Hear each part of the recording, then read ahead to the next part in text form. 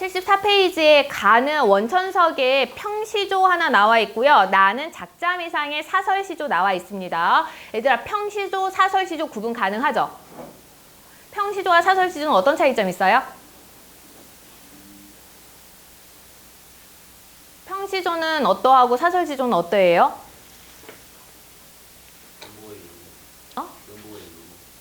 음보? 시는 고전시 가라 그러죠. 고전시가는 무조건 노래로 불렸기 때문에 고전시 가인 거야. 노래로 불리기 위해서 뭐가 필요해요? 박자가 필요하죠. 음보는 모든 고전시가 공통으로 가지고 있습니다.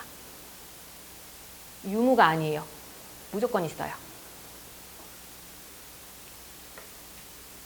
사설시조와 평시조 차이점. 평시조 형식이 어떻게 돼요?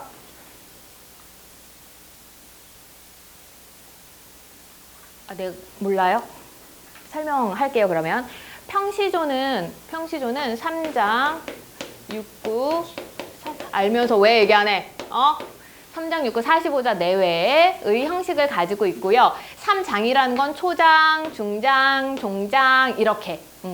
세 줄로 이루어졌다는 거고, 구는 뭐냐면요. 태산이 높다 하되 하늘 아래 매이로다. 오르고 또 오르면 못 오를 리 여건만은. 사람이 제한이 오르고 매만 높다 하더라. 의미상으로 이렇게 6개로 끊어질 수 있다는 거예요. 그게 구예요, 구. 그리고 글자 수 보면은 45자 내외인데 이 45자 내외가 나올 수 있는 건 뭐 때문이냐면은 시조 형식이 또 어떤 거가 있냐면 사음보예요. 사음보. 네 단위로 끊어 읽는다는 거야. 태산이 높다 하되 하늘 아래 매이로다. 오르고 또 오르면 못 오를 리 없건만은. 사람이 제한이 오르고 매만 높다 하더라. 이렇게 사음보로 끊어지는데 음수율이 어떻게 되냐면 음보는 사음보인데 세 번째 음수율. 음수율은 뭐예요? 음수율은 글자 수를 얘기해요. 노래로 불려지던 그런 갈래이기 때문에 글자 수까지 다 정해져 있어요. 만약에 2분의 2박자인데 한 박에 글자 수 막 20개 들어가면 노래 부를 수 있어, 없어? 없어요. 그러니까 정해져 있거든, 글자 수가. 대부분 3글자에서 4글자 정도가 가장 기본이고요. 거기서 플러스 마이너스 2글자 정도가 더 추가가 될 수 있어요. 그러다 보니까 3글자, 4글자, 뭐 4글자, 4글자, 3글자, 4글자, 3글자, 3글자. 이거 나 임의로 넣은 거야. 3글자, 4글자 아무거나 들어가도 돼요. 그리고 마지막에만 뭐 어떻게? 이거는 어떻게? 고정. 그쵸? 고정이고 뭐 여기 뭐 5글자, 7글자, 3글자 뭐 이런 식으로 마음대로 들어가도 상관이 없습니다. 한두 글자 플러스 마이너스 되니까. 근데 음수율일 때 보통 3글자, 4글자가 기본이니까 이럴 때 3, 4조 혹은 4, 4조라고 이야기를 해요. 한 구당 3, 4 혹은 4, 4 이거 패턴으로 들어간다. 그랬을 때 여기서는 플러스 마이너스는 어떻게? 한두 글자 정도는 아무런 지장이 없다라고 생각해 주시면 돼요. 그래서 이게 평시조의 형식이에요. 3장 6구 45자 내외에서 음보율은 사음보, 그 다음에 음수율은 3, 4조 혹은 4, 4조. 얘가 음수율이야. 글자 수 얘기하는 거고요. 음보율. 음보율은 끊어읽기 단위 얘기하는 거예요. 이게 평시조의 기본 형식입니다. 평시조의 기본 형식이고요. 암기하세요. 내가 너네한테 외우라는 얘기는 국어 모든 분야에서 딱 2분야에서 얘기를 해요. 첫 번째가 고전시가, 두 번째가 문법. 고전시가와 문법은 암기가 기본 베이스로 깔려 있어야 돼요. 나머지는 암기가 없어도 너네가 이제 독해 능력이랑 분석 능력으로 하는 건데 얘는 능력 이전에 기본적인 걸 외워야지 적용이 가능하니까 외워주세요, 이거. 이게 가장 기본적인 평시조 형식인데 평시조는 이렇게 딱 글자 수까지 맞추려면 어휘력이 좀 있어야 돼요. 하고 싶은 말이 이만큼인데 그거를 압축적으로 표현해야 되고 3글자로 해야 되니까 3글자로 이걸 나타낼 수 있는 단어를 막 생각해서 아, 이게 가장 적절하겠다 하려면 어휘력이 충분히 있어야 되잖아요. 그러다 보니까 평시조는 주로 누가 써? 양반들이 주로 쓸 수밖에 없어요. 어휘력이 풍부하고 문학 창작하고 글도 많이 읽은 양반들이 주로 쓸 수밖에 없습니다. 그런데 조선 시기에 갑자기 뭔가 사회가 바뀌는 시점이 있죠. 언제야? 임진왜란 때. 임진왜란을 계기로 조선 사회가 굉장히 큰 변화를 일으키게 되는데 어떤 변화야? 신분제가 혼란스러워지기 시작해요. 왜? 네, 임진왜란 때 나라를 지켜야 되는 왕과 벼슬아치들이 가장 먼저 도망을 가버리기 때문에 평민들이 그 이전에는 그냥 신분제에 순응하면서 살았다면 임진왜란 이후에는 뭔가 불만을 가지게 되고 잘못됐다는 걸 알게 되면서 그 신분에 대해서 안 좋게 생각하거나 여기에 대해서 억울하게 생각하거나 그런 의견들이 많이 나타나게 돼요. 그러다 보니까 그런 사람들이 뭘 하게 돼? 글을 공부하게 돼요. 왜?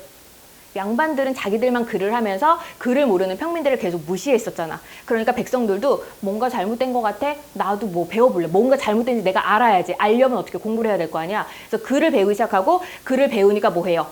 글을 활용하고 싶어 하고. 그러다 보니까 조선 후기부터 평민들도 글을 쓰기 시작하고 문학에 참여를 하게 되거든요. 하지만 아무래도 배움이 짧잖아. 배움이 짧다 보니까 어휘력이 별로 뛰어나지가 않아. 어휘력이 별로 없는 사람들에게 글자 수까지 맞춘다? 사실 힘들어. 그래서 뭐가 나타나게 된 거야? 그래서 뭐가 나타나게 된 거예요? 사설시조가 나타나게 돼요. 사설시조가 나타나게 돼요. 사설시조는 우선 3장 형식은 고정이에요. 초장, 중장, 종장 이렇게 해서 세 줄로 이루어지는 건 고정인데 대신 초장이나 중장이 굉장히 길어지게 나타나요. 하고 싶은 말이 이만큼인데 압축적으로 못하니까 그냥 구구절절하게 쓰다 보니까 이게 넘치는 거야, 글자 수가. 그래서 6구라든가 45자 내외라든가 이런 거 안 지켜주고 3장만 지키면은 나머지들은 전부 다 좀 더 자유롭게 쓸 수가 있습니다. 대신 대체적인 음보는 어때요? 대체적인 음보는 사음보로 끊어 읽어. 왜? 노래로 불렀기 때문에. 끊어 읽기는 좀 어느 정도 유지가 되어야 합니다. 그래서 모든 사설시조가 100%는 아니지만 거의 95% 이상의 사설시조는 누가 썼어요? 평민이 썼어요. 우리가 고등학교 올라가서 보게 되는 사설시조는 거의 100% 평민이 쓴 거예요. 평민이 썼으면 뭐라고 나와 있냐면 작자미상이라고 나와요. 왜? 평민들은 뭐가 없어? 이름이 없어요. 자식 낳으면 그냥 뭐 여자애면 뭐 이쁜이, 가뿐이 뭐 이렇게 하고 남자애면 뭐라 그래? 건강하라고, 돌쇠, 억쇠 이런 식으로 그냥 이름을 지었거든. 그리고 성도 없었어요. 그 양반계층이 아니면 성이 없었거든. 그러니까 성도 없이 그냥 막 부르던 이름이라서 이름이 남아있지 않아요. 너네가 고전문학 볼 때 작자미상이라고 되어 있잖아. 고전 시가에서. 그러면은 평민이 썼을 것이다 라고 생각을 해줘도 돼요. 몇몇 작품 제외하고 그 몇몇 작품은 평민이 썼다기에는 너무 잘 쓴 작품들이 몇 개 있어. 그거는 따로 내가 나중에 하면서 얘기를 해주고 나머지들은 전부 다 평민이라고 생각하세요. 그리고 평시조들은 대체로 양반들이 써요. 양반들이 주로 쓰고 또 양반 말고도 평시조를 굉장히 많이 썼던 부류가 있어요. 혹시 알겠어요? 선비가 양반이에요. 누구? 누구? 응? 관직에 오른 사람들? 양반들이 전부 다 관직에 올라요. 다 같은 신분인데 그 신분이 이제 관직에 오르면은 뭐 벼슬아치 이렇게 되는 거고. 돈 많은 사람? 중인계층들? 중인계층도 신분제가 딱 있기 때문에 중인계층도 언제? 임진왜란 이후부터 창작활동에 참여해요. 기생이에요. 왜? 기생은 여기 왜 꼈을까? 기생은 여기 왜 꼈을까? 황진이 때문에 딱 그냥 기생인 것 같아요. 너네 우리가 바로 직전 했던 게 관동별곡이잖아. 이것도 양반들이 썼던 작품이에요. 너무 길어. 너무 길기 때문에 얘는 딱 마음을 잡고 이렇게 써내려가기 시작해야 돼. 그치? 그 순간 즉석에서 쓸 수 있는 작품은 아니거든요. 근데 시조는 딱 세 줄로 간단하게 쓰잖아. 그러니까 마치 현대로 따지면 어떤 느낌이냐면요. 그거랑 마찬가지예요. 너네 그 삼행시, 사행시 짓는 거 있죠? 김철수 삼행시 짓자 해서 했을 때 바로 이제 생각하고 바로바로 지을 수가 있잖아. 양반들에게 있어서 시조는 약간 현대의 삼행시, 사행시랑 비슷한 거야. 그러다 보니까 딱 각 잡고 책상에 앉아서 이렇게 써내려가는 게 아니라 언제든 친구들이랑 놀면서 그냥 서로 막 주고받을 수가 있는 거예요. 특히 언제 많이 놀아요? 술 마실 때 많이 놀잖아. 그래서 기생들이랑 같이 술을 마시고 양반들이 하면서 막 야 오늘 날씨가 좋다 하면서 시 한 수 날씨로 가지고 시 한 수 읊어보자 하면서 막 하는 거야. 그러면은 기생들도 거기서 어떻게 해줘야 돼? 같이 주거니 받거니를 해줘야 되는 거예요. 그래서 기생들이 지금으로 따지면은 그냥 예술가라고 생각을 하면 돼요. 그 당시 기생들은. 그냥 얼굴만 예쁘고 막 그렇다고 해서 기생이 되는 것이 아니라 뭐도 할 수 있어야 돼? 당연히 글 알아야 돼요. 그래서 시 쓸 수 있어야 되고 또 악기 무조건 다뤄야 돼요. 그림 그릴 수 있어야 돼요. 그리고 뭐 춤 출 수 있어야 돼요. 이렇게 해서 여러 가지 예능과 관련된 것들을 다 할 수가 있어야 되거든요. 예인이에요. 그 당시로서는. 그래서 황진이 같은 경우 보면은 그 당시 양반들도 굉장히 인정했던 시인이잖아요. 그런 식이야. 그래서 시인들, 기생들도 양반과 같이 교류를 하면서 뭐 얘기를 하고 소통을 할 수 있어야 되기 때문에 기생들도 시조를 많이 씁니다. 대신 기생들이 쓰는 시조는 내용이 좀 달라요. 기생들이 막 임금에 대한 얘기 이런 거 쓸 수 있어, 없어? 없어요. 기생이 쓰는 내용은 거의 99%다 뭐와 관련된 거? 자연? 기생들이 자연에 관심이 있을까? 자연은 양반들이 나 놀고 싶어인데 그 말 자칫 잘못했다가는 품이 없다는 얘기 들을까 봐 그냥 난 자연에서 즐길래 이렇게 하는 거거든요. 기생들이 쓰는 내용은 주로 뭘까? 사랑 얘기예요. 사랑 얘기. 사랑과 이별 내용이라는 게 내용상의 차이점이 있을 뿐이지 기생들도 이 형식은 완벽하게 갖추었습니다. 전기에 쓰였던 시조들은 거의 평시조고요. 향유충이 양반, 기생. 후기로 가면서 양반들 여전히 쓰겠죠. 기생들도 여전히 써요. 뭐야 평민들 쓰기 시작했어? 나 기분 나빠 안 써. 이런 건 아니거든. 계속 쓰기는 써요. 근데 거기에 플러스 추가가 된 거 뭐다? 평민들이 추가가 됐을 뿐입니다. 그러면 여기 원천석 이름 남아있으면 양반이 썼다는 얘기예요. 원천석에 시조 나와 있고요. 나는 작자음 이상의 시조예요. 딱 봐도 줄이 세 줄이기는 한데 중장이 너무 길어졌죠. 그래서 얘는 사설 시조입니다. 가는 갈래 평시조예요. 가는 갈래가 평시조고요. 나는 갈래가 사설 시조입니다. 사실 여기에 중간에 어시조라는 것도 있기는 해요. 어시조라는 것도 있어요. 어시조는 평시조의 흐름은 깨졌는데 사설시조보다는 조금 짧게 쓰여지면 어시조야.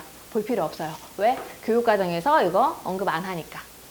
근데 문제집이나 이런 거 볼 때 용어는 나올 수 있어요. 그러니까 용어만 저런 게 있구나. 약간 어긋난 거예요. 평시조에서 약간 엇나갔어. 좀 길어져가지고. 그래서 어시조야. 그리고 사설시조는 사설이라는 게 말이잖아. 말이 구구절절이 많다 해서 사설시조인 거고요.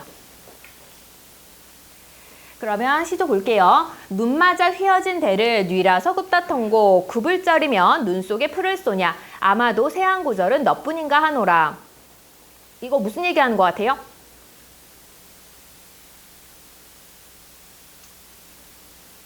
눈 맞아 휘어진 대나무를 누가 굽다고 하던고. 눈 맞아 휘어진 대나무를 누가 굽다고 하던고. 굽을 쩔이면 굽힐절개면 굽힐절개였다면 눈 속에 풀을 쏘냐. 굽힐절개였다면 눈 속에서 푸르겠느냐. 아마도 세한고절, 세한, 추위 속의 고절, 고고한 절개를 지키는 것은 추위 속 절개를 지키는 것은 너뿐인가 하노라. 이거 뭔 내용이에요? 왜? 안 굽힌다 그랬으니까. 사군자 알죠 얘들아? 사군자 뭐 있어요? 매화,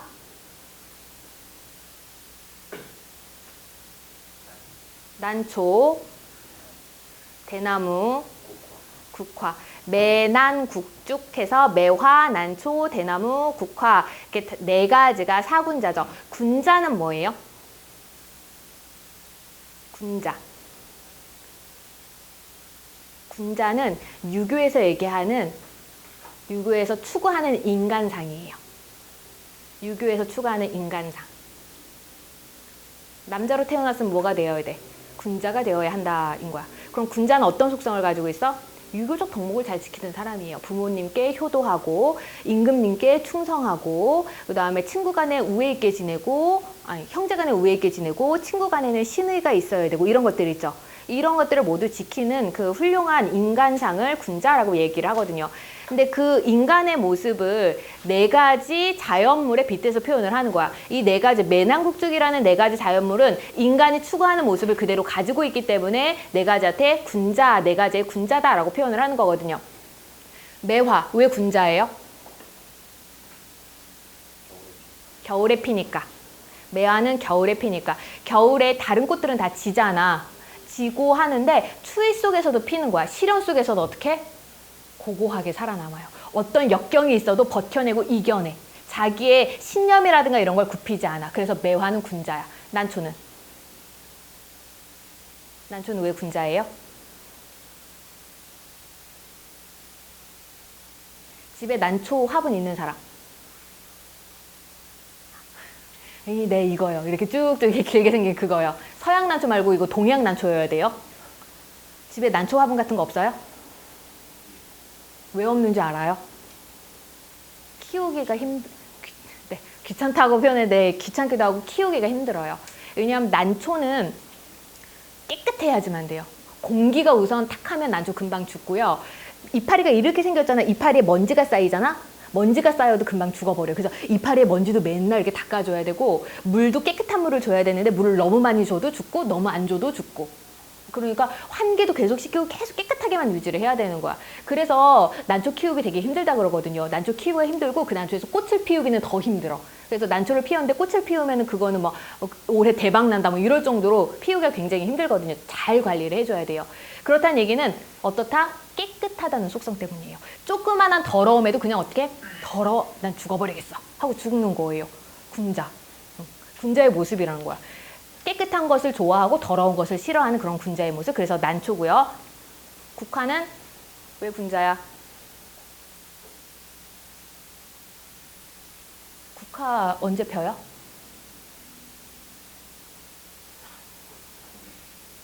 아휴, 무식해. 국화가 언제 피는지 몰라요? 국화가 뭔지는 알지, 얘들아? 어떻게 생긴 꽃인지 알죠? 국화는 가을에 펴요. 가을에 피는데 보통 가을에는 설이 내리잖아. 설이 내리니까 나뭇잎도 어때? 다 떨어지고 꽃들도 다 지는 시기거든요. 그래서 서리가 내리는 모든 것들이 다 죽는 그때 버텨내고 어떻게 피운다. 매화랑 같은 의미예요. 매화도 추위 속에서 혼자 먼저 피죠. 그러니까 와, 시련을 이겨냈네. 국화도 추위 속에서 혼자 펴요. 와, 시련을 이겨냈네. 그래서 국화 또한 뭐다? 사군자. 마지막 대나무. 대나무는 왜 사군자일까요? 못버텨서? 어? 뭐라고 못 들었어? 겸허. 너네 그거 오후가에서 공부했던 거지. 오후가 했으면 너네 얘기가 좀 더 바로바로 나왔어야 되는데 너무 느리네. 대나무는 우선 사시사철 푸른색이죠. 변함이 없어요. 변함이 없어. 지조절개를 항상 반드시 지키는 거야. 그리고 어때? 곧게 자라죠. 구불구불 안 자라요. 곧아요. 그래서 이것 또한 어때? 아, 꼿꼿하다. 지조와 절개를 잘 지킨다. 그리고 마지막, 대나무는 속이 어때? 텅 비어 있어요. 아, 욕심이 없구나. 그래서 그러한 속성 때문에 대나무 사군자고요. 거기에 플러스 하나 소나무까지 덧붙여줍니다. 소나무는 왜? 소나무도 사시사철 푸른색이죠. 그렇기 때문에 변함이 없음이라는 의미로 긍정적으로 나타나요. 너네 이거 양반이 썼다 그랬잖아요. 양반이 썼을 경우에는 되게 획일적이에요. 요즘에는 다양성과 개성이 중요시되는 사회잖아. 근데 조선시대는요, 아니다. 모난돌이 정맞는다라는 말 들어봤죠? 모난돌이 정맞는다는 말 들어봤죠? 조선시대는 튀는 걸 싫어했던 시기예요. 우리나라 사람들이 그래서 그런 유교적 사상이 계속 나와 있기 때문에 요즘에도 어때? 튀는 걸 별로 안 좋아하는 사람들 많아요. 뭐 질문 같은 거 외국인은 굉장히 뭐 말도 안 되는 얘기더라도 자기 주장 막 펼치는데 우리나라 사람들은 대학교 가더라도 어떻게 주변 이렇게 눈치 보면서 맞을 것 같은 얘기만 하고 그런 경우 되게 많잖아. 그런 것들이 되게 조심스러운 모습이 많이 보이는데 이게 조선시대부터 이어져 내려왔던 습성이에요. 그래서 양반들은 보편적인 걸 항상 추구했어요. 남들에게 욕먹지 않은 게 굉장히 중요했어. 그러다 보니까 우리가 고전시가를 공부할 경우에는요, 내가 고전시가랑 문법은 기본적인 암기가 필요하다 그랬죠. 그 암기가 뭐냐면 이 사람들의 사고방식을 기본적으로 암기를 하고 있어야 돼요. 양반들에서 매낭, 국죽, 뭐 송까지, 소나무까지 이렇게 나오면 이거 뭐다? 지조, 절개를 상징한다. 100%예요. 양반이 쓴 작품이야. 양반이 쓴 작품인데 뭐 매화, 난초, 국화, 대나무, 소나무 이런 것들이 나왔어. 등장을 했어. 그럼 무조건 뭐 얘기하고 싶어 하는 거야? 지조, 절개, 꼿꼿함, 선비의 모습, 지향해야 할 삶의 태도 이런 걸 나타내 주는 거예요. 그리고 같은 패턴으로 내가 무슨 얘기도 했냐면 해, 달, 별 이런 게 나타났어. 그럼 뭐라 그랬어? 임금. 왜? 우리가 우러러 봐야 되는 거잖아. 우러러 봐야 되는 거고 밝게 반짝반짝 빛나는 거야. 그러니까 임금을 상징한다. 같은 패턴으로 구름. 뭐라 그랬어? 간신. 왜? 구름은 왜 간신이야? 밝은 해나 달과 별을 가리니까. 그렇게 이런 패턴이 있고 이 패턴에 따라서 시를 감상을 해주셔야 돼요. 근데 이 패턴이 매남국축이 나타났을 때 이게 긍정이라는 거는 100%고요. 해와 달별 구름일 경우에는 사실 100%는 아니에요. 이건 90% 정도야. 왜냐하면 얘는 무조건 사군자라는, 매남국축까지는 사군자라는 이름을 붙였잖아. 그래서 완전히 정형화되어 있어요. 근데 나머지들은 그냥 배경으로 사용할 수도 있거든. 자연 속에 살면서 해가 반짝반짝 빛나니까 너무 아름답다, 이렇게 사용할 수도 있거든. 그러니까 100%는 아니고 해달별과 구름 같은 경우는 뭘 가지고, 내용 가지고 흐름 가지고 판단하는 게 조금 필요합니다. 그렇다라고 해도 90% 이상이에요. 여기도 그럼 보면은 대나무에 대해서 얘기를 했어. 눈맞아 휘어진 대나무를 누가 감히 굽다고 할 수 있어? 굽힐 절개였으면 얘가 이렇게 푸른색을 여전히 띠고 있겠어? 아마도 고고한 절개를 지키는 것은 대나무밖에 없어 라고 하면서 대나무를 어떻게 하는 거야? 이런 단어, 대나무를 뭐 하고 있어요? 예찬, 주제예요. 대나무 예찬이에요. 대나무를 예찬하는데 대나무는 뭘 상징한다고? 지조와 절개를 상징한다 그러죠. 그래서 고고한 절개에 대한 예찬. 그럼 절개를 지켜야 한다라는 얘기를 하고 싶어 하는 거겠지.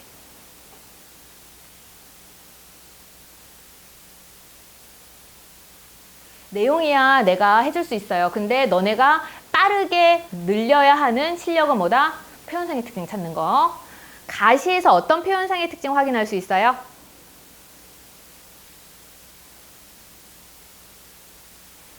응? 설이라 그랬니? 어디요? 왜 자신이 없어? 어디? 서리법 어디 있어요? 맞아요. 어디 있어요?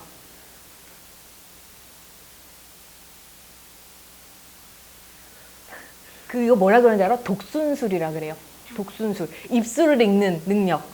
나는 그게 없어. 입술은 뻥뻥하면 내가 그거 가지고 어떻게 알아들어. 소리를 내주세요. 서리법 어딨어? 다른 사람이 얘기하세요. 내가 답답해서. 서리법. 너네들도 찾았지? 어딨어? 서리법 어딨어? 굽을절이면 눈 속에 풀을 쏘냐? 푸르겠느냐? 푸르다 안 푸르다. 굽힐절기였다면 어땠을 것이다? 푸르지 않았을 것이다. 인 거죠. 풀을 쏘냐? 서리법 사용되고 있네요. 그리고 또 어떤 표현상의 특징이 있을까요? 의인 어딨어요? 너뿐인가 하느라 너가 누구야? 대나무죠. 대나무 보고 너라고 얘기를 해서 사람이라고 표현을 하고 있는 거죠. 의인법 사용되고 있네요. 또 어떤 표현상의 특징이 있어요?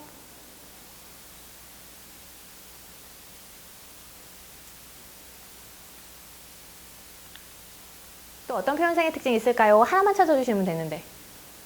더는 내가 욕심 없어요. 하나만 더 찾아주세요.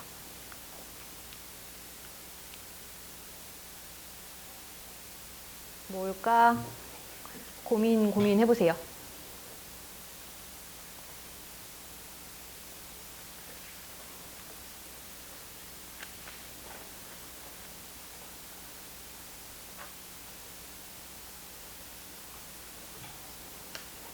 정원아, 너 할 말 있지? 아니요. 찾으세요, 좀, 그러면. 제이야, 뭐일 것 같아? 정원아, 뭐일 것 같아요? 네, 우선 상징적 시어는 사용되고 있어요. 대나무는 뭘 상징합니까? 지와 절개를 상징을 해요. 상징적 시어도 찾아주셔도 돼요. 근데 어차피 시는, 대부분의 시는 상징적 시어는 다 갖고 있어요. 그래서 굳이 내가 거기에 대해서 언급을 안 하는 거야. 또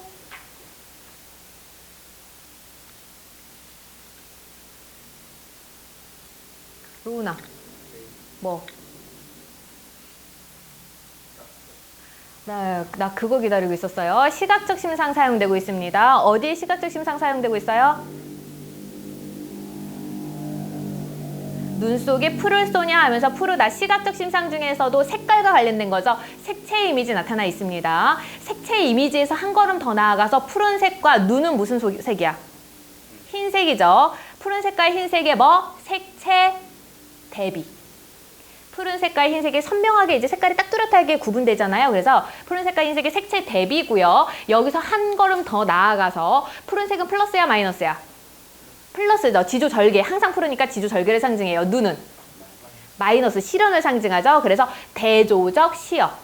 대나무와 푸른 대나무와 흰 눈은 대조적 시어입니다. 대조법까지 찾아주시면 돼요.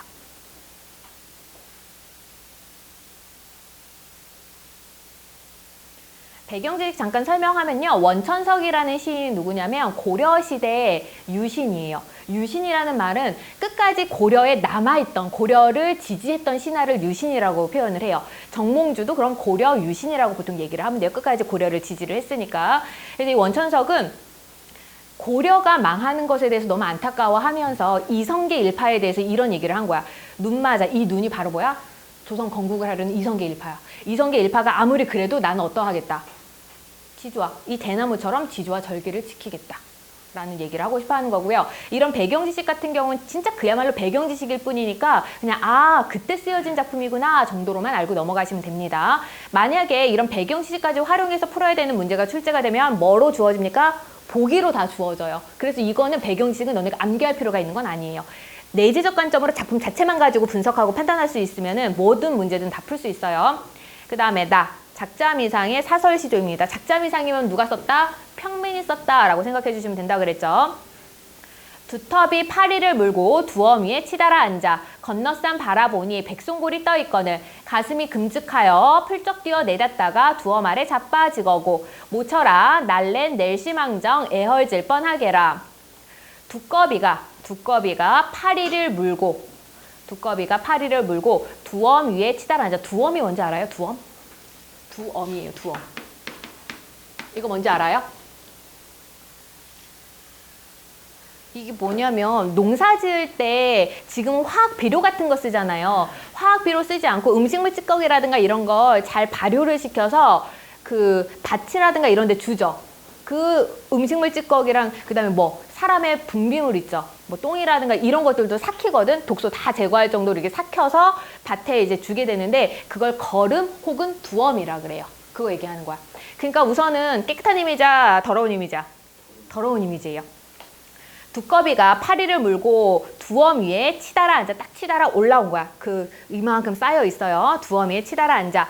건너산을 바라보니, 건너편 산을 바라보니 백송골이 떠 있거늘. 백송골, 흰 송골매, 흰 매가 떠 있거늘. 먹이사슬을 따르면 이제 백송골한테 잡혀먹겠지, 두꺼비가. 백송골이 떠 있거늘. 가슴이 끔찍하여. 깜짝 놀래서. 백송골을 보고는 가슴이 끔찍하여 깜짝 놀라서 풀떡 뛰어 내닫다가 두엄 아래 자빠졌구나. 두꺼비가 파리를 물고 두엄 위에 치달아 앉아 건너산을 바라보니 백송골이 떠있거늘 가슴이 깜짝 놀래서 풀떡 뛰어 내달리다가 두엄 아래 자빠졌구나. 그리고 종장 모쳐라 두어라 날랜 날씨망정 날래다라고 말하죠. 날센 낼시망정 나이니 망정이지. 날센 나였으니 망정이지. 애헐질 뻔하게라. 애헐은 어혈이라는 말 들어봤어요 혹시? 사극 같은 거 보면서 어혈이 피멍이에요. 피가 이렇게 막 뭉쳐있거나 하는 걸 얘기를 하는 거거든요. 그러니까 멍들었을 때 피가 뭉치는 거예요. 죽은 피가. 그래서 애헐질 뻔하구나. 피멍 들 뻔하게라 하였구나. 두꺼비가 파리를 물고 두엄 위에 올라 앉아있다가 건너산 바라보니 백송골이 떠있거늘 가슴이 깜짝 놀래서 풀떡 뛰어 도망가려다가 두엄 아래 자빠졌구나. 모처라 날쌘 나였으니 망정이지 다른 놈들이었으면 피멍 들었을 거야. 날쌘 나였으니까 이렇게 잘 다치지 않았지 라고 얘기를 하는 거예요. 그럼 종장은 누가 하는 말이야? 두꺼비가 하는 말이에요. 종장은 두꺼비가 하는 말이고 화자가 중간에 있는 교체가 됩니다. 초장과 중장은 두꺼비를 바라보는 어떤 관찰자가 얘기하는 거죠. 초장과 중장은 관찰자가 얘기를 한다면 종장에서는 화자가 바뀌어서 두꺼비가 얘기를 해요. 이 작품이 얘기하고자 하는 바는 뭘까요? 두꺼비는 플러스야 마이너스야? 두꺼비는 플러스일까요 마이너스일까요? 왜 마이너스인 것 같아요?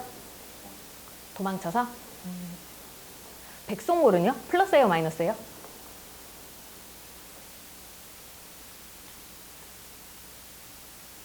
너네 시를 감상하기 위해서는요. 우선 내용을 이해를 해야 되잖아. 내용을 파악하기 위해서는 긍정, 부정부터 우선 나눠줘야 돼요. 좋은 건지 나쁜 건지를 그래서 나눠야지 거기에 따라서 세부적으로 이해가 가거든요. 그게 아니라 처음부터 무슨 내용이지 100번 읽어봐도 무슨 내용일까로 결론이 나요. 그리고 누군가가 거기에 설명을 해주잖아. 아 그렇구나 하고 그게 뭐가 돼? 너네에게는 이제 지식이 돼버려요. 너네 분석 능력이 아니라 너네 판단 능력이 아니라 지식으로 받아들이기 시작하면 모든 작품을 다 어떻게 해줘야 돼? 그런 식이면 다 외워줘야 되는데 고등학교에 나오는 현대시가 몇 작품일 것 같아요? 출판사가 되게 여러 가지잖아. 그리고 모의고사에서 출제된 작품들도 있을 테고 고등학교에 나오는 현대시가 몇 작품인 것 같아요? 40개는 나는 외우겠다 그냥 공부 안 하고 120? 그 정도는 나는 외우겠어 열심히 하면 300? 너무 많은 것 같아요? 400여 편이에요. 400여 편이에요. 다 외울 수 있어요? 자신 있어요? 안 되죠. 그래서 우리는 뭐 해야 돼? 분석하는 방법을 익혀야 돼요. 해석하는 방법을 익혀야 돼요. 소설은 몇 개일 것 같아? 소설은 아무래도 10보다는 적겠죠. 몇 개일 것 같아요? 200개 정도 돼요. 180 몇 개, 190 몇 개 이 정도 돼요. 고전 시간은 내가 안 세봤거든. 왜냐면 고전 시간은 어차피 우리가 공부해야 되는 작품은 다 공부해야 되니까. 현대문학은 계속 새롭게 창작이 되잖아. 근데 고전문학은 이미 끝났어요. 조선시대 것까지로 정해졌으니까. 새로운 게 없어요. 새로운 게 없어가지고 나와 있는 건 다 공부를 해야 돼서 굳이 세보지는 않았어. 근데 많지는 않아요. 그냥 고전 시가만 하면은 요 정도? 1학년 2학기 때 요 정도만 하면 되니까. 그렇게까지 많지. 왜? 많아? 뒤에 문제 있어서 그래. 문제 있어서 그러는 거지 절반 정도가 문제고 많지는 않아요. 요까지 문제니까 한 요 정도만 보면 돼요. 그리고 근데 고전 시가 중에서도 낯선 작품이 나오기는 해. 그러니까 작품이 있었는데 굳이 교육과정에 안 나왔던 작품들 있잖아. 근데 그런 것들은 전부 다 현대어풀이를 해주니까 뭐만 할 수 있으면 현대시만 제대로 해석할 수 있는 정도면은 현대어풀이로 되어 있으니까 현대시처럼 접근하면 되니까 고전 시가도 괜찮아요. 그러다 보니까 너네는 우선 현대문학이라든가 이런 거 잘 파악하고 고전문학도 잘하기 위해서는 해석 연습을 계속 해줘야 되는데 분석 연습을 해줘야 되는데 그 가장 기본이 뭐다? 긍정과 부정부터 나눠보는 거예요. 화자가 얘기를 했을 때 긍정으로 얘기한다 하면은 이것처럼 되자 얘가 좋아라는 얘기를 하고 싶어 하는 거고 부정이라 그러면 여기에 대한 뭐 비판을 하고 싶어 하는 거거든. 그래서 이해가 안 되면 안 될수록 중요하게 나타나는 시어의 긍정 부정을 파악하는데 두텁이 우선 정민이가 맞았어요. 마이너스예요. 두텁이는 마이너스예요. 내가 평민문학이라고 그랬잖아요. 평민들이 주로 쓰는 내용이 뭐냐면 평민들이 가장 관심 있는 소재는 뭘까? 응? 농사는 그냥 지으면 되지 그걸 굳이 시로 쓸까? 시는 정서와 관련된 거잖아요. 서정갈래라서. 사랑과 이별이에요. 모든 인간의 보편적인 관심사죠. 이게 1번이야. 평민문학의 한 80%는 사랑과 이별 내용이에요. 가장 관심 있어. 너네도 가장 관심 있지 않아요? 없어요? 실검에서는 항상 열애설이나 뭐 그 불화설 항상 실검에 올라오잖아. 가장 관심 있어 해요. 대부분의 사람들이. 그 다음에는 뭘까? 그 다음에는 일상적인 삶과 관련된 거예요. 일상적인 삶과 관련됐는데 이 평민들의 일상적 삶은 플러스였어요? 마이너스였어요? 마이너스였어요. 그러다 보니까 이 일상적 삶에서는 고단함 그리고 사회 현실에 대한 뭐 신분이라든가 이런 거에 대한 비판 이런 것들이 나타나게 돼요. 근데 비판이라고 했을 때 요거의 특징이 뭐냐면 평민이야. 평민이라는 얘기는 권력이 없다는 거죠. 그쵸? 근데 내가 양반이 싫다고 해서 양반이 나쁜 놈 막 이런 식으로 비판을 했어. 그럼 난 어떻게 될까? 넌 너무 극단적이다. 뭘 그렇게 죽이기까지 하겠어? 뭐 영모죄도 아닌데 그냥 죽이겠어? 뭐 공장에 보낸다고요? 아 곤장. 네, 곤장, 멍석말이 뭐 이런 거 당하겠죠. 그러니까 비판을 하고 싶은데 대놓고 나쁘다라는 얘기를 못해. 어떤 방식으로 비판할까 그러면? 탈춤? 막 이렇게 탈춤을 추면서 막 이렇게 비판을 해요? 어떻게? 자신을 비하하면서 약간 비슷해요. 나 여기 마이크에 혹시 이 초록색 불 나왔는지 볼래? 초록색 불 있어? 파란색 불, 초록색이 아니라 파란색은 있어요? 혹시 이거 빨간색으로 바뀌면 나한테 얘기해줘야 돼? 약간 비슷하거든? 어떤 식이라고 생각하면 되냐면 내가 널 되게 싫어해. 진짜로는 아니지만 내가 널 되게 싫어한다고 생각을 해. 그랬을 때 나 너 싫어라고 하는 것보다도 나는 네가 어쩌고저쩌고 하면서 장난처럼 얘기를 해요. 그러면은 장난처럼 얘기했을 때 너는 어떻게 할 수 있어? 내가 정색하고 싫어하면 너도 막 나랑 싸우게 되잖아. 근데 장난처럼 얘기하면서 얘가 화내려고 그러면 에이 장난인데 왜 그래 하면은 너는 속이 터지겠지만 나를 대놓고 뭐라고 할 수가 없죠. 그런 패턴인 거예요. 평민들이 양반이 너무 싫고 부당하다고 생각해서 막 비판을 하는데 양반들이 화를 내려고 그러면 장난인데 왜 그래요 하면은 양반 체면에 장난쳤는데 그걸 포용하지도 못하고 막 곤장을 때릴 수는 없잖아. 그러니까 방식이 뭐냐면 비판의 방식이 풍자예요. 풍자가 뭐야? 웃기게 표현하는 거예요. 웃기게. 농담인 것처럼 웃기게 표현을 하면은 이걸 가지고 대놓고 뭐라고 하지를 못하는 거야. 그리고 풍자 혹은 해학. 해학도 마찬가지예요. 웃기게 표현하는 거야. 근데 풍자와 해학의 차이점은 뭐냐면 풍자는 비판의 요소가 강하게 드러나면 풍자고요. 똑같이 웃긴 건데 해학은 비판의 요소가 별로 없으면 해학이라고 이야기를 합니다.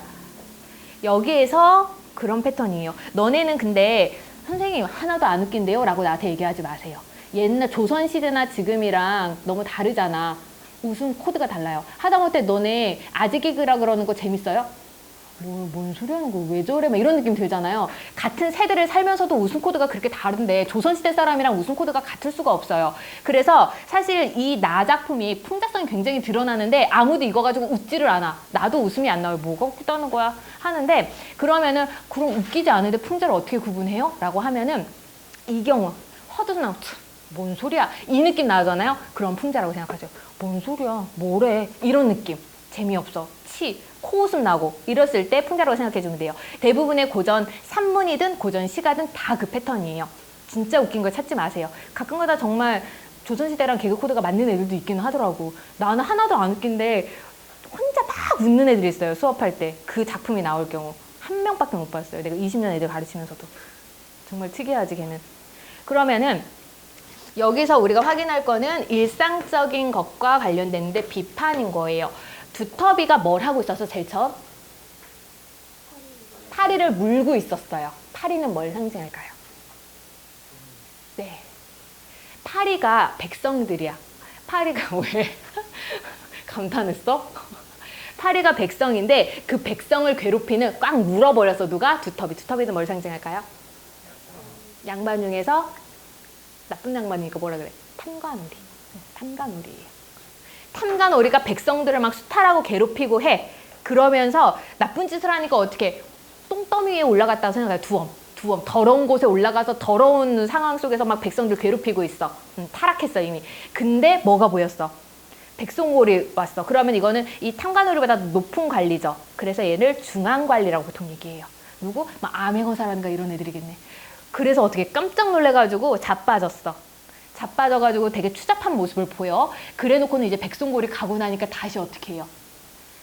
날쌘 나였으니 망정이 딴 놈들이었으면 다 피멍 들었을 거야 하면서 다시 마지막에 뭐해?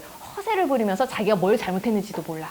그래서 이 모습을 가지고 풍자를 하고 있는 거예요. 이 모습 자체가 바보 같고 어처구니 없고 이런 느낌이 들잖아요. 그래서 풍자성이 드러납니다. 주제는 뭐라고 하면 되냐면 탐관오리에 대한 비판과 풍자. 탐관오리에 대한 비판과 풍자. 표현상의 특징은 상징적 시어 사용되고 있죠. 두터비는 뭐, 파리는 뭐, 백송골은 뭐 해서 각각이 상징하는 바가 있으니까. 두터비는 탐관오리.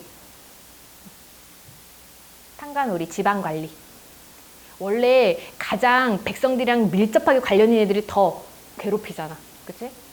그리고 백송골은 중앙관리. 파리는 백성.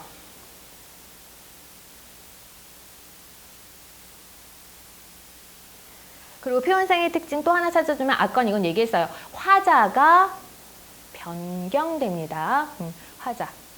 화자가 변경된다는 것도 표현상의 특징이에요. 보통은 화자가 처음부터 끝까지 변화하지 않는데 여기서는 초장과 중장에서는 그냥 관찰하고 있는 화자였다가 종장에서는 누가? 두터비로 화자가 변경됩니다.